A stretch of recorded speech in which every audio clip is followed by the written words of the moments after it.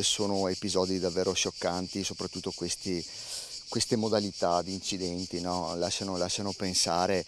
Poi lui è una persona che aveva da sempre lavorato nell'azienda agricola, per cui molto esperta. Davvero sono attimi di disattenzione che costano la vita e in maniera molto tragica.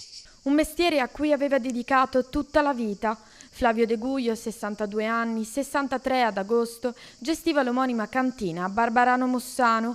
Ed è proprio questo ad aver sconvolto ancora di più la comunità. Flavio è morto mentre faceva ciò che sapeva fare meglio. Secondo le prime ricostruzioni, verso le 7:30 del mattino si trovava da solo nel vigneto in via Colombara. Era sceso dal trattore e stava raccogliendo della legna quando il mezzo agricolo lo ha improvvisamente travolto. All'arrivo del SUEM 118 i sanitari non hanno potuto far altro che constatarne il decesso.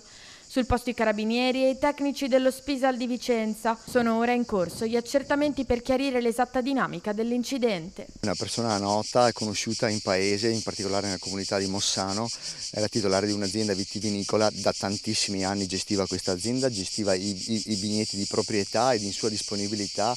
Davvero una morte assurda per le dinamiche, in corso di accertamento, travolto dal trattore da solo, pertanto durante le lavorazioni, probabilmente le lavorazioni che lui ha fatto per una vita intera, perché lui ha fatto sempre questa attività qua, pertanto davvero una morte inspiegabile che ha scosso la comunità.